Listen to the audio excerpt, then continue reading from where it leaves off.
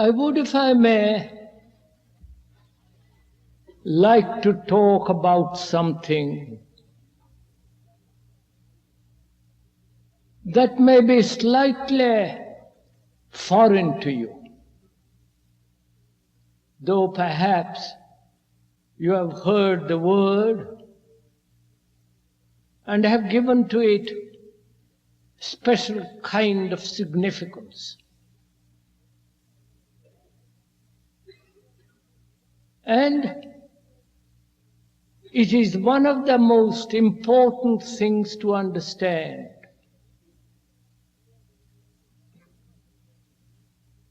For in the understanding of it, perhaps we shall be able to understand and live the whole complex problem of existence,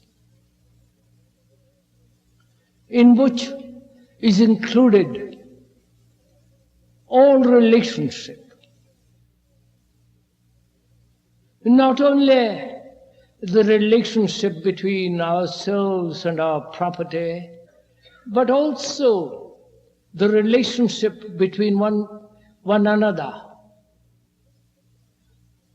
and the relationship, if there is any, to reality.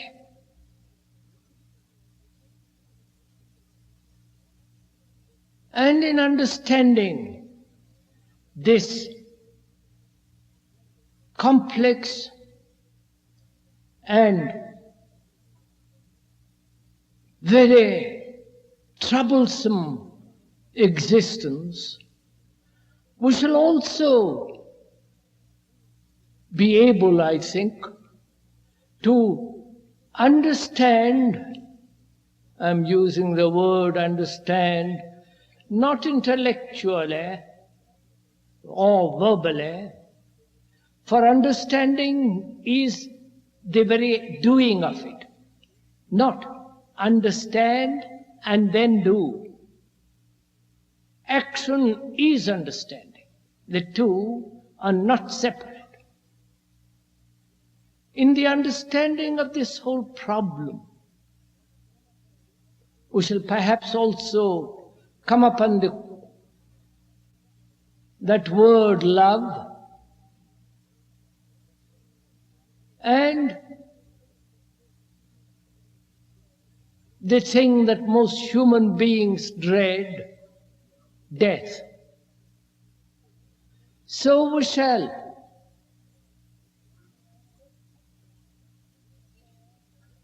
look, explore together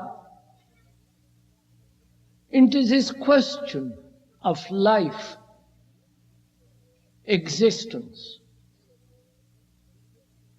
in which is included all relationship,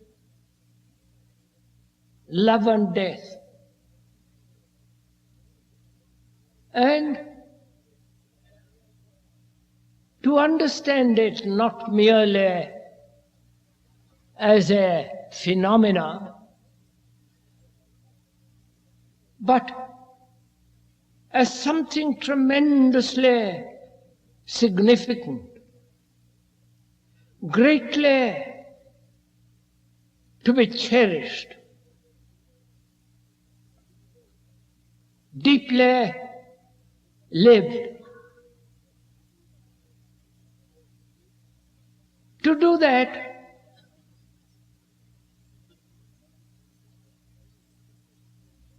meditation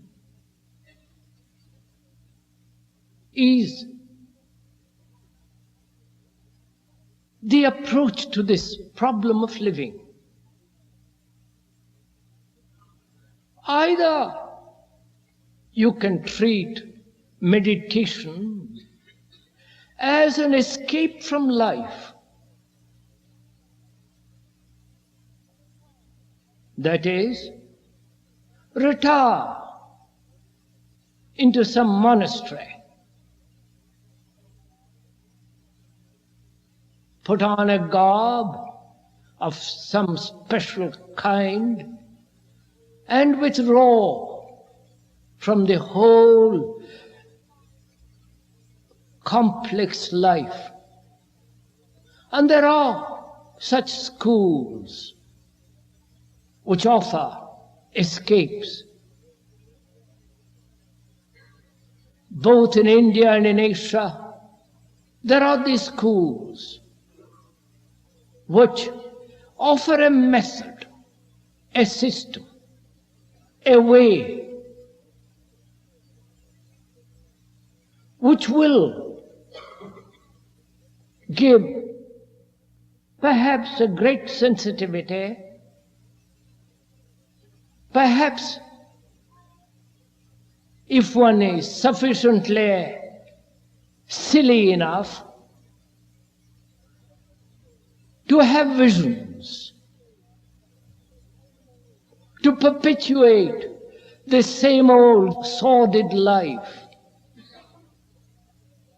and escape altogether into some mysterious metaphysical existence. There is that approach to that word with its meaning. Or meditation is the living, not an escape, not an abstraction of life with all its delight, with its sorrow and despair, and an escape, an avoidance, a metaphysical,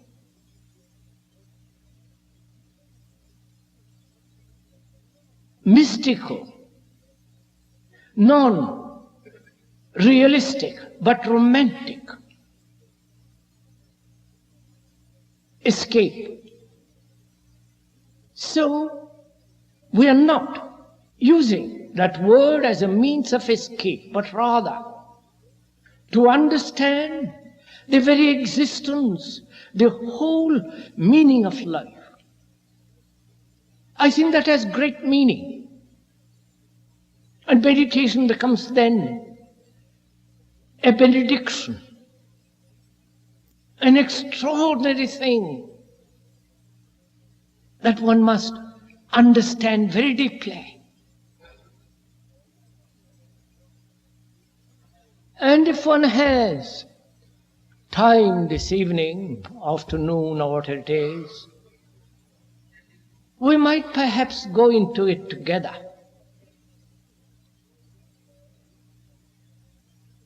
Because that word has now become the fashion to talk about meditation. It's almost on every lip. It is even in the New Yorker. And every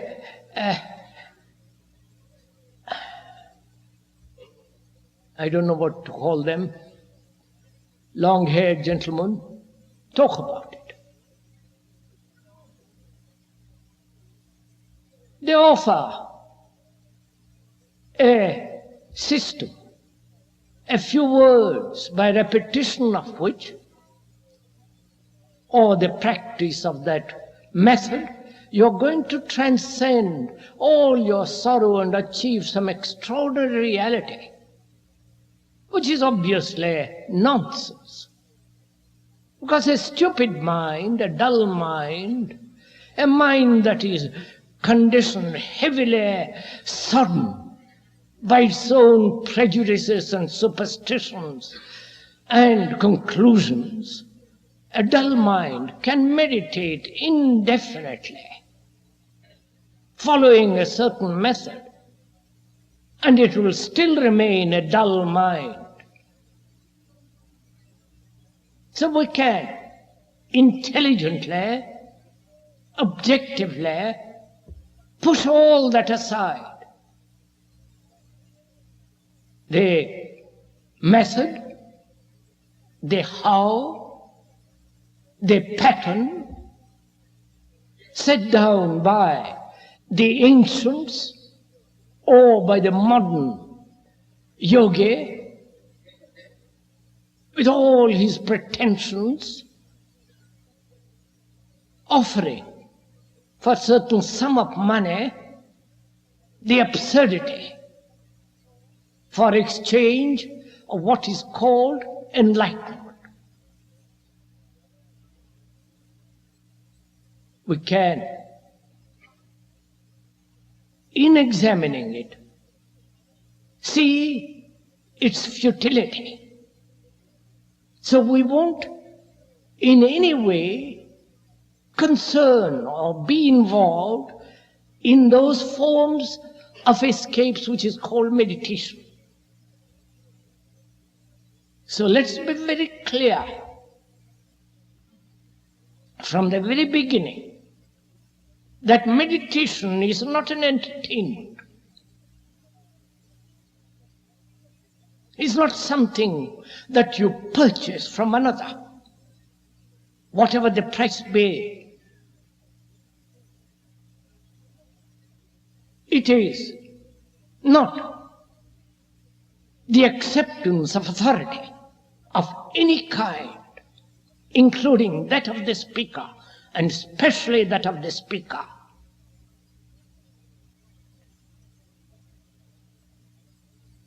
Because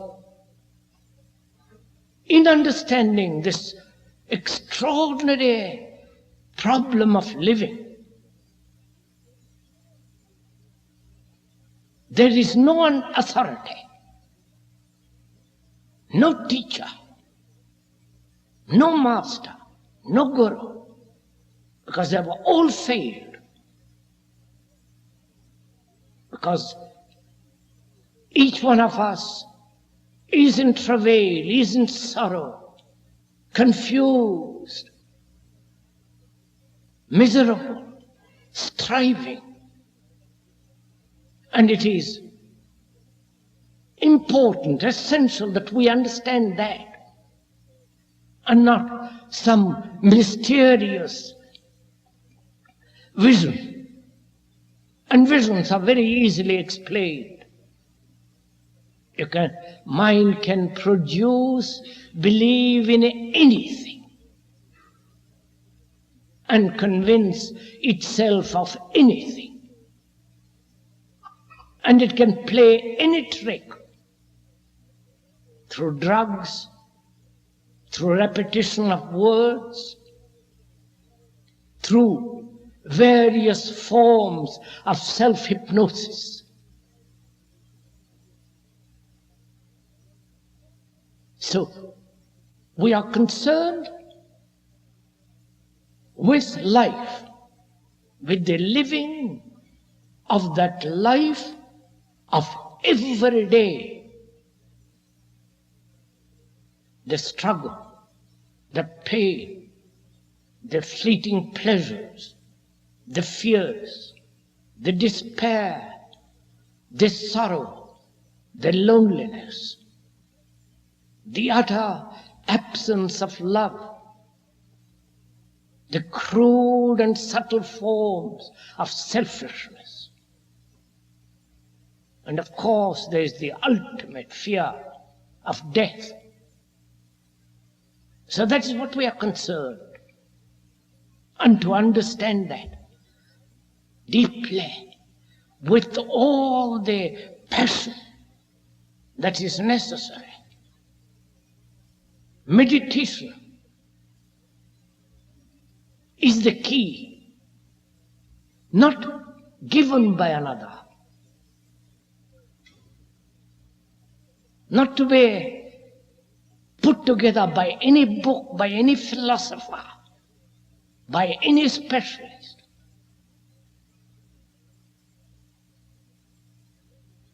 And the quality of meditation is important.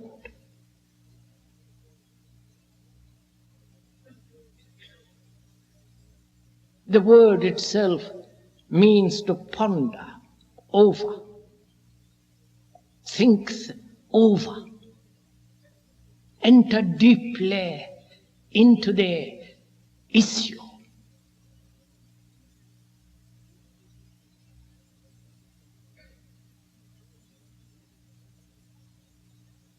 So,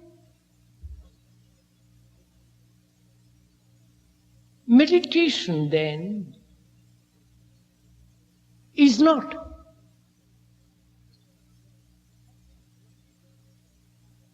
what to do or how to think or how to control the mind so that it is quiet, silent, but rather in the very understanding of all these problems, the beauty of silence comes into being.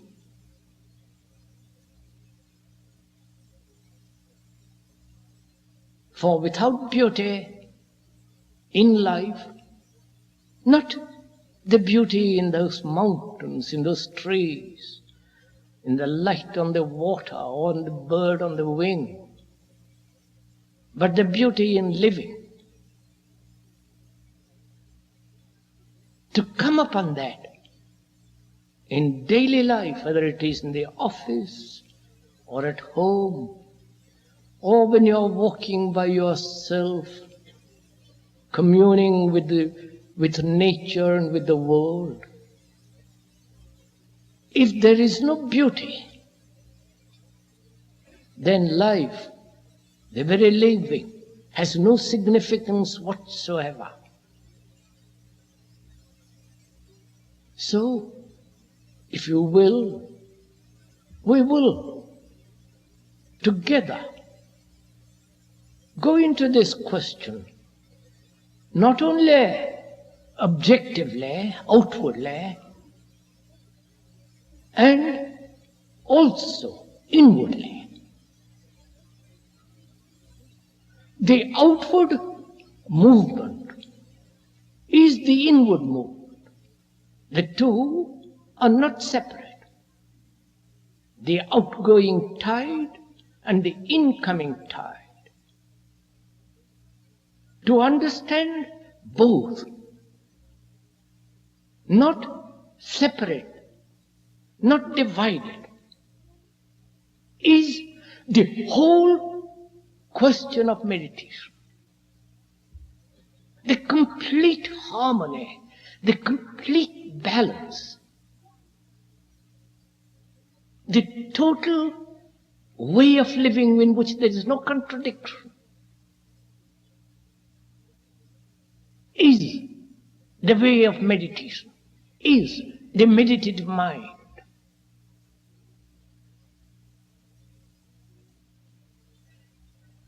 In meditation, there is involved many things. First, the whole concept of concentration. I hope you're interested in this. If you're not, tant pis, I can't help it. Because it's one of the most essential things. If a mind doesn't know how to meditate, if you do not know how to live, and you consider living is just going to the office, having a car, leading a superficial life, spending an evening drinking cocktails, or going to a cinema, or being entertained. If that is all life, then your life is very shallow, empty, dull. And unfortunately, modern civilization, especially in this country, is becoming more and more standardized, superficial. You may have all the things of the world, good health, good bathrooms, good food, good cars, but without an inward life. Not the second-hand inward life of another, but the inward life of your own, which you have discovered, which you have cherished, which you are living, which is meditation. Without that, we'll not only have wars, more destruction and more misery. So meditation, whether you like it or not, is important for every human being. Whether it's highly sophisticated or a simple person by the wayside.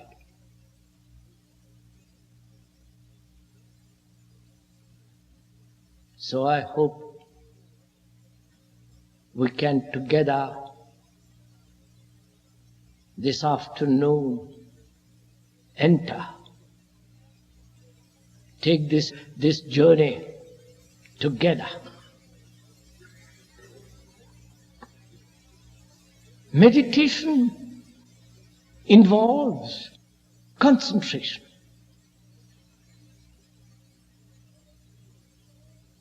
And concentration, as one observes, is a way of exclusion.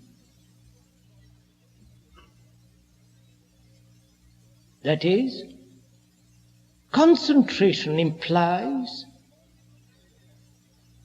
forcing thought in one particular directed direction, excluding all else.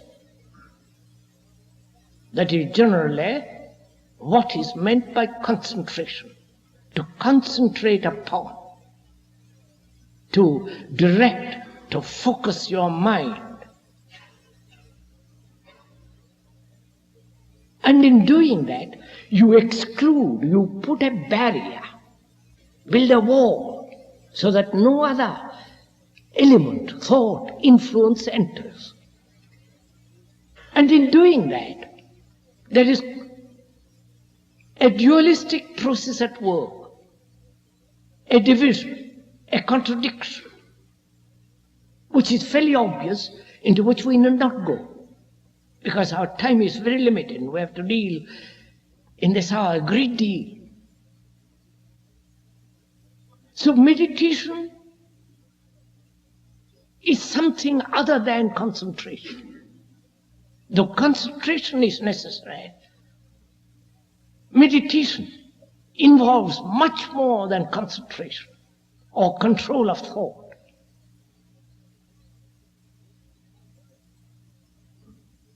And it involves attention, not concentration, to attend. That means to give your mind, your heart, your body passionately to attend to something. In that attention, if you observe very carefully, there is neither the thinker nor the thought, neither the observer nor the observed, but only a state of attention.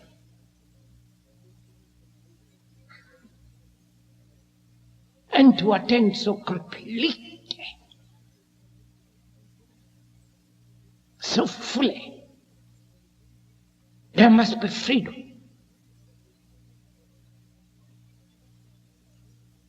So here begins the whole problem. That is to attend completely, both intellectually, emotionally, with your eyes, with all the response, awakened response, and being aware of those responses, from which comes freedom. It's only a mind that is completely free that can attend. And that is not so difficult.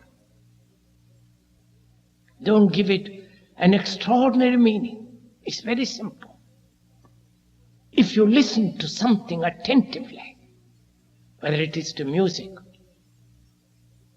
or when the coyotes of an evening call to each other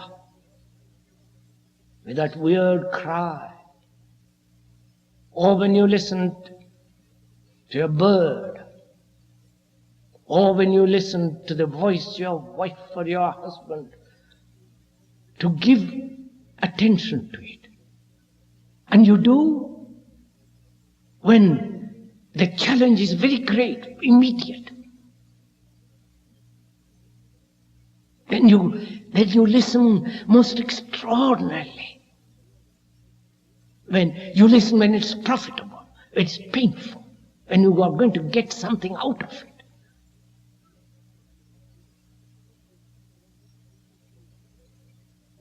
But when there is a reward in that listening, there is always the fear of losing.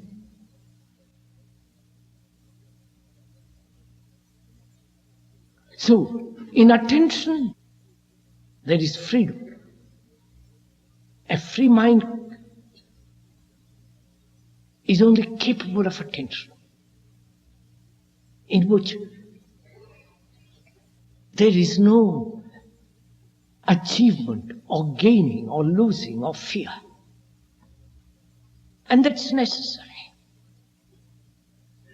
because it's only a quiet, attentive mind that can understand this immense problem of living. And it's only the quiet, meditative mind that can come upon what's called love. And so we are going to attend,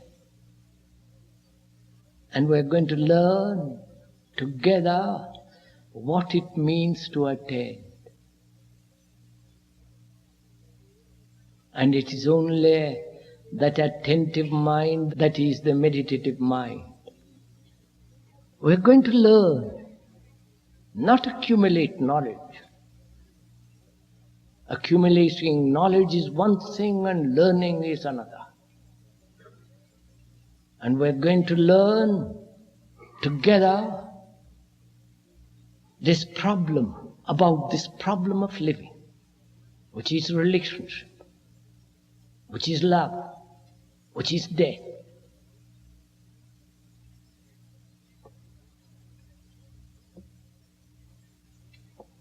What is living? Not what should be living, not what is the purpose of living, not what is the significance of living, not what is the principle upon which life should be based, not what is the goal of living, but actually what is living as it is now, as it is in our daily life,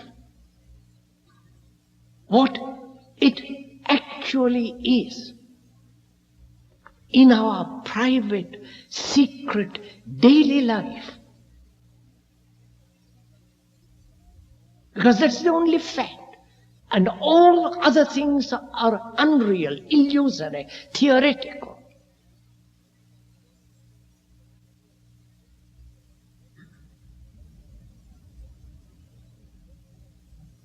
So what is this life?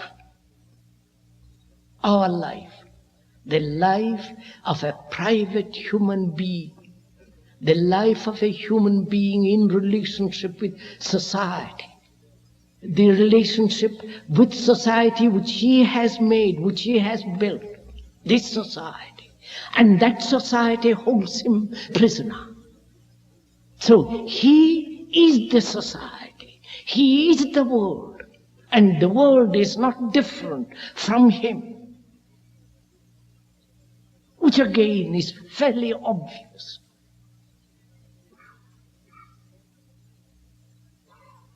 So, we are dealing not with abstractions, not with ideals, which are idiotic anyhow, but with actually what is, which is our living.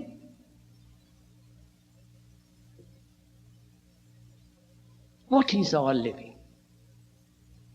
If you observe, from the moment we are born till we die, it's a constant battle, constant struggle with great pleasures, great fears, despair, loneliness, the utter lack of love, the loneliness, the boredom, the repetition, the routine. That's our life. Spending 40 years in an office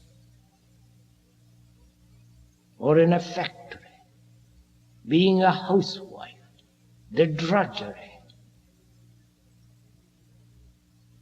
the dullness, the boredom of all that, the sexual pleasure, the jealousy, the envy, the failure of success and the worship of success. That's our daily tortured life. That is, if you are at all serious and observe what it actually is. But if you merely seek entertainment in different forms, whether it is in a church or in the football field, then such entertainment has its own pains, has its own problems. And the superficial mind does escape through the church and through the football field. And we are not dealing with such superficial minds. That's because they're really not interested. Life is serious. And in that seriousness there is great laughter. And it's only the serious mind that is living that can solve the immense problem of existence. So, our life as it is, lived daily, is a travail, and no one can deny it. And we don't know what to do about it. We want to find a way of living differently. At least we say so. At least some of us say we must and make an attempt. Before making an attempt, before trying to change, we must understand actually what is. Not what should be, but actually take what is in our hands and look at it. And you cannot look at it, come closely, intimately contact with it, if you have an ideal, or if you say this must be changed to that, or if you are concerned in changing it. But if you are capable of looking at it as it is, then you will find there comes quite a different quality of change. And that's what we are going to now.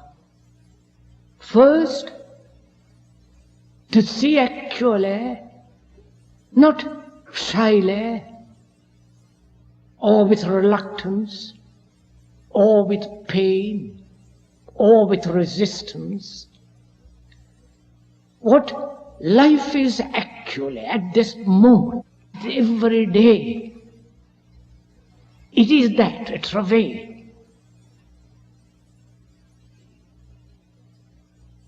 And can we look at it? Can we live with it?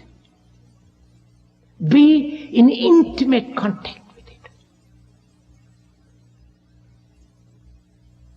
And to be in direct relationship with it. Here comes the problem. To be directly in relation to something, there must be no image between you and the thing you observe. Right? Are we following this? The image being the word, the symbol, the memory of what it was yesterday or 1,000 yesterdays.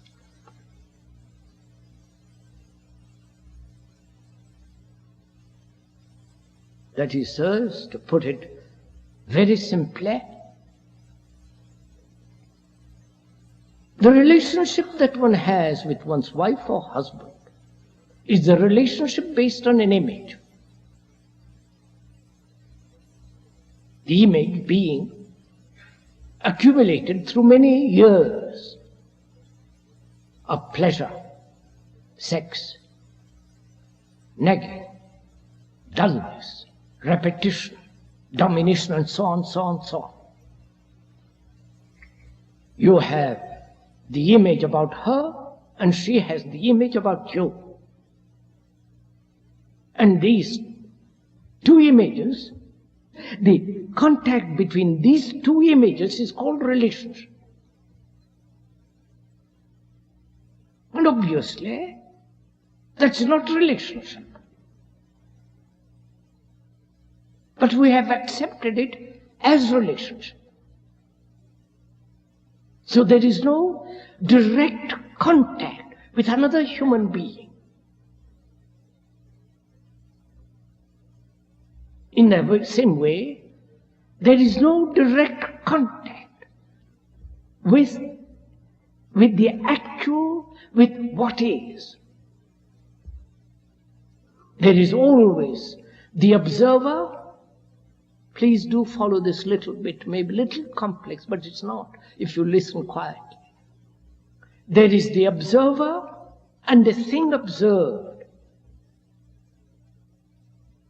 And there is a division between this. And this division, or the screen in between, is the word, is the memory, is the space in which all conflict takes place. That space is the ego, is the me. The me is the accumulated image, memory, thought of 1,000 yesterdays. So there is no direct contact with what is. You either condemn what is, or rationalize what is, or accept it, or justify it. All verbalizations. Therefore, there is no direct contact. And therefore, there is no understanding and the resolution of what is.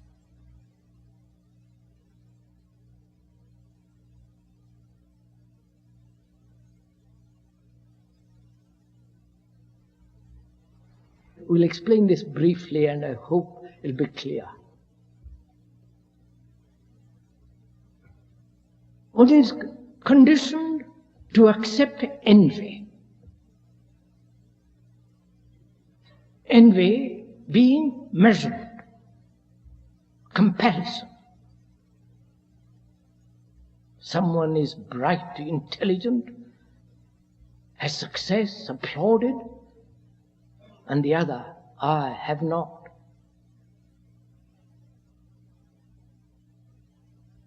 Through comparison, through measurement, envy is cultivated from childhood. So there is envy as an object, as something outside of oneself, and one observes it being envious. And envy is the observer. There is no division between the observer and the observed. The observer is the envy. Please follow this little bit. And when he realizes that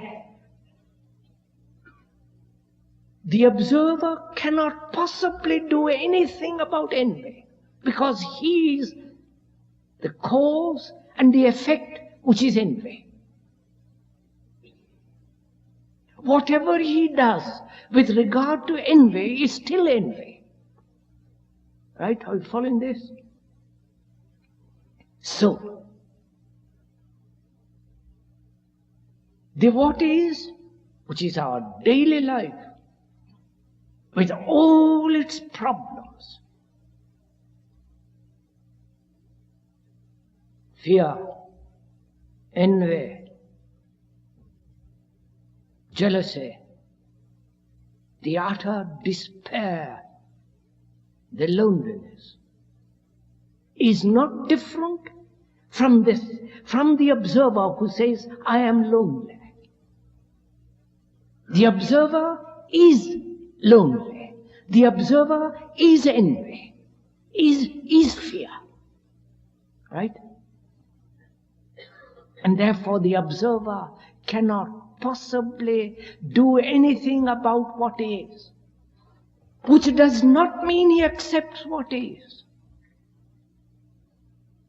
Which does not mean he is contented with what is. But when there is no conflict with what is, and this conflict is brought about through the division between the observer and the observed, when there is no resistance to what is, then you will find there is a complete transformation. And that is meditation. To find out for oneself the whole question of the observer, the structure and the nature of the observer,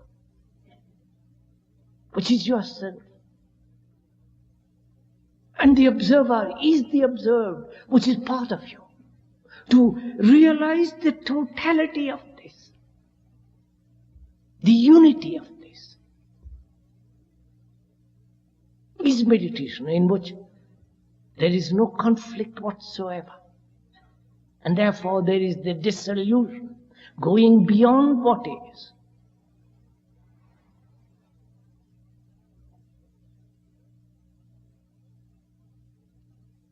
Then also you will see, or you'll ask yourself, what is love? We have dealt with the last time we met here, fear. Now we're going to consider together this question of love. Though that word is heavily loaded, so trodden upon, so spoiled by the politician, by the priest, by every magazine that talks about it. So what is love? Not what should be, not what's the ideal, not the ultimate, but the love that we have. What is it? The thing that we know, which we call love, in that there is hate. In that there is jealousy. In that there is tremendous torture. We are not being cynical, but merely observing actually what is, what the thing that we call love.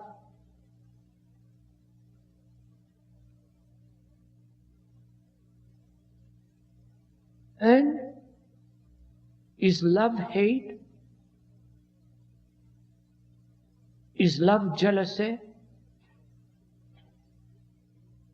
Is love possessiveness of the wife or the husband or the domination? And one says that one loves one's family, one's children. Do you love your children?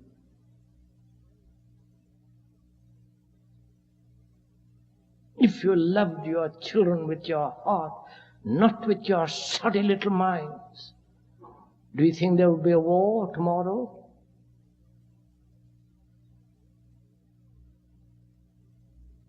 If you loved your children, would you educate them this way?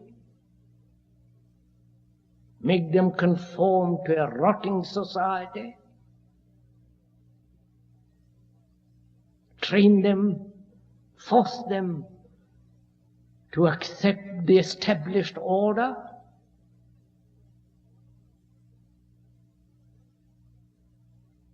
If you really loved your children, would you allow them to be killed horribly in a war, whether it be your favorite war or not? So all this indicates, as you observe, that there is no love at all. Love isn't sentiment. Love isn't emotional nonsense. And above all, love isn't pleasure.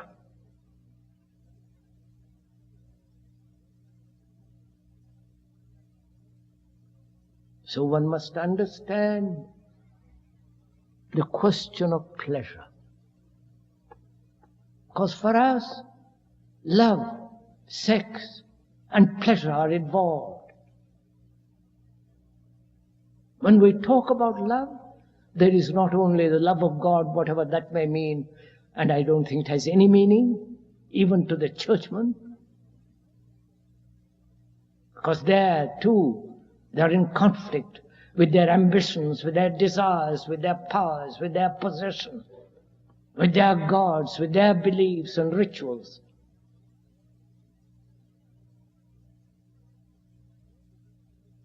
So to us, love means the enjoyment of sex, pleasure.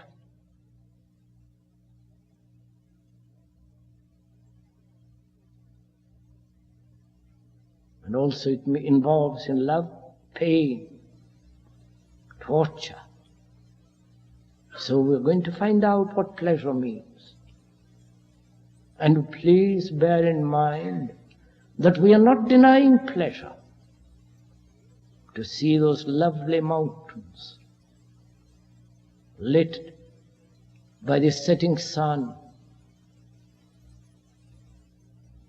to see those marvelous trees that have withstood the fire, the dust of many months, washed clean by the rain, to see the stars, if you ever see the stars, is great pleasure. But that is not to us pleasure. What we are concerned is pleasure, sensuous pleasure, and the pleasure that we derive from something intellectual, emotional, and so on. So we have to consider this question. What is pleasure? And please bear in mind that the speaker is not denying pleasure, but we're trying to understand it. Go behind the word. Pleasure, like fear, is engendered by thought.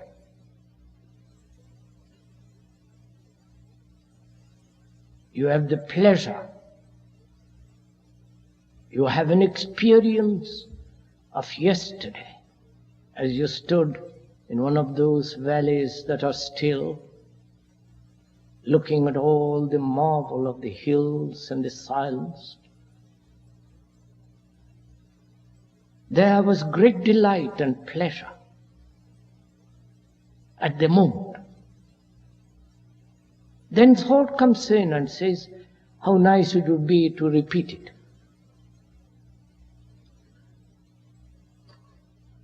Thinking about that experience of yesterday, whether it be the looking at the lovely tree and the sky and the hills, or thinking about the sex that you enjoyed last night, is pleasure.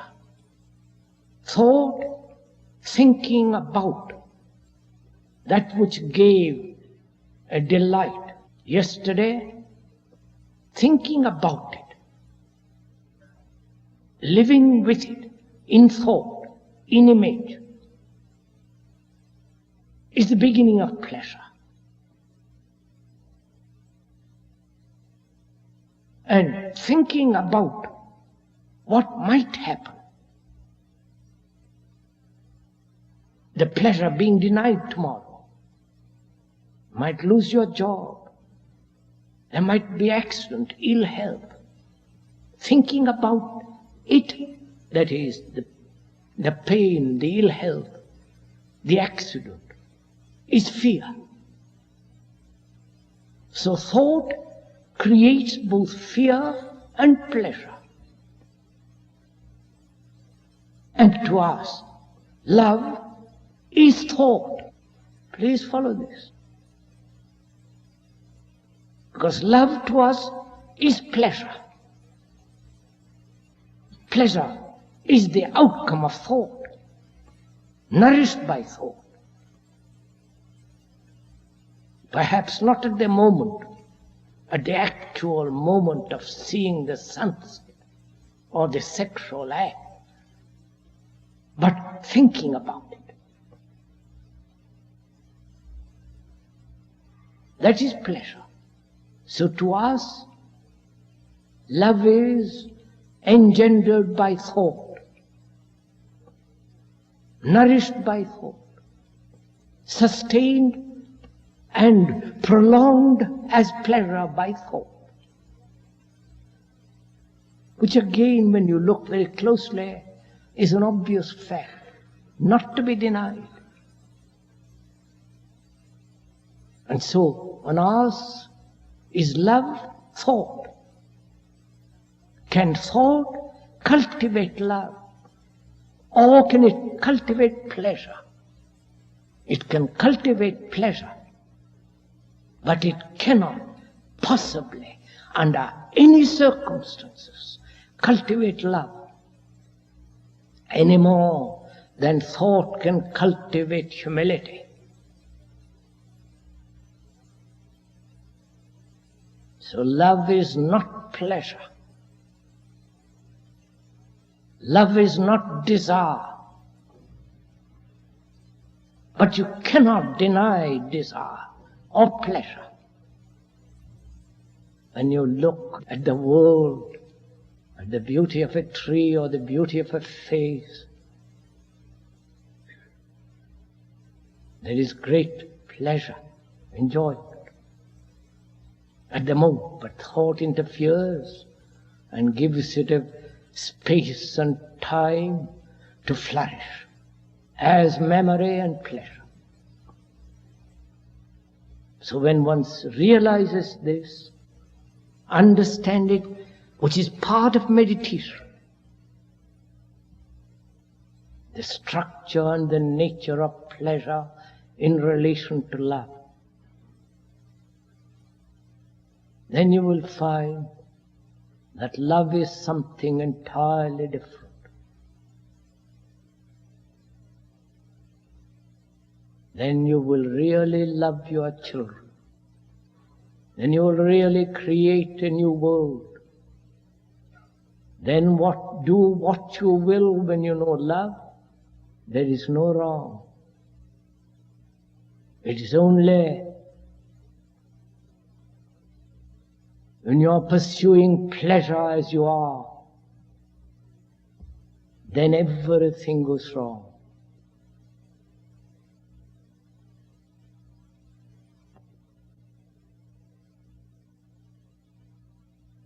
And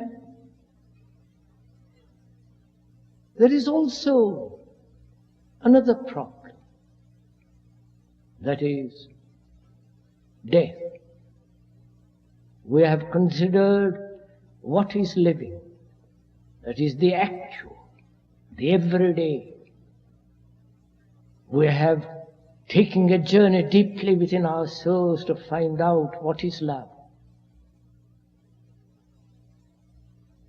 And also, we are going to find out what death means.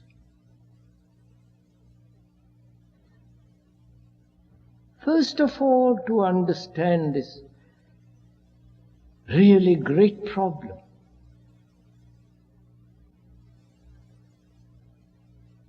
not what lies beyond death, what happens after death. You will find out if you know how to die. And then if you know how to die, then what happens is irrelevant. So we're going to find out. Death is inevitable. Like any machinery, like any organism that is being constantly used, will inevitably come to an end. Old age, disease, and through disease, without not knowing what it means to die, die. So there is the problem of old age.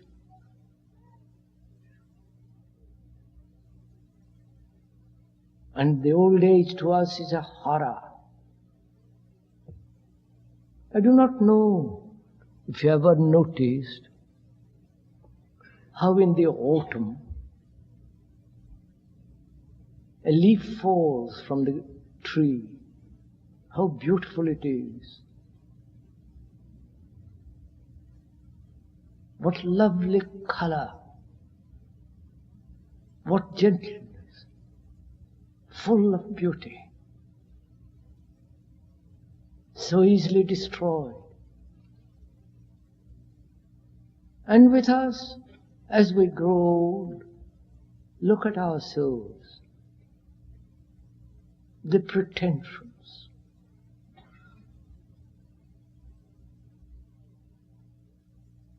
the disfigurement,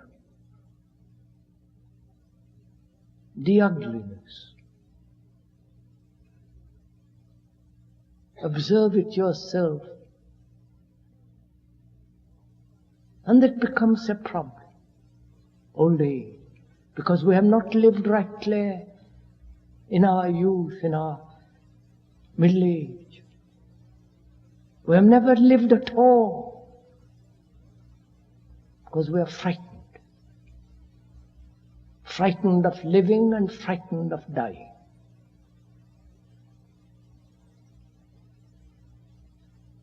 And as we grow old, everything happens to us. So that is one of the problems. So we're going to find out what it means to die, knowing that the organism comes to an end, and knowing that the mind in its despair coming to an end will inevitably seek a hope, a comfort, in some theory, in the theory of resurrection or reincarnation. You know, the whole of Asia is conditioned to accept that theory, reincarnation. And they talk about it a great deal, write about it. They have invested their whole life in the hope of a new life, next life. But they forget one thing in that, one final, ultimate thing in that. That is, if you are going to be born next life, you must live rightly this life. Therefore it means it matters tremendously what you do this life.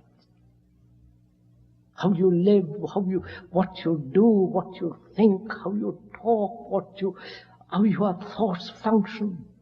If you do not live rightly, next life you will have the reward of not living rightly, which is punishment.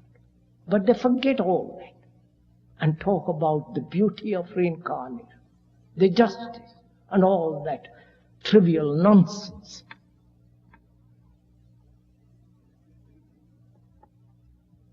So we are neither escaping from the fact through some theory, but facing the fact without fear. What does it mean to die? Knowing the organism comes to an end. What does it mean to die psychologically, inwardly?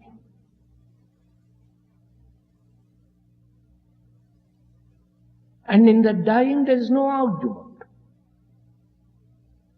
You can't say, wait a few days more, please. I haven't finished my book. I haven't become the chief executive of some beastly little organization.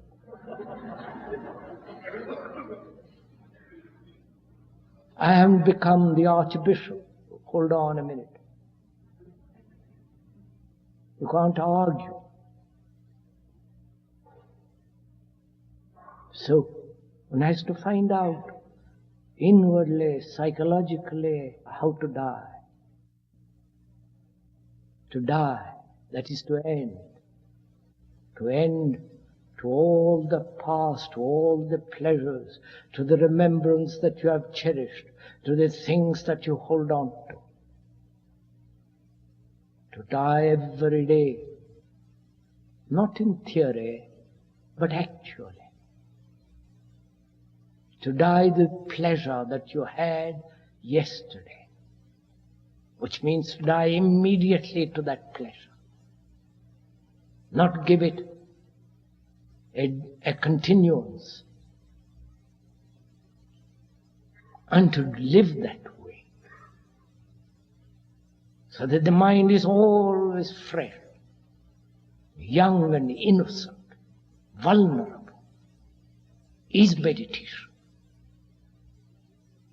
So if you have laid the foundation of virtue, which is order, that is, in relationship,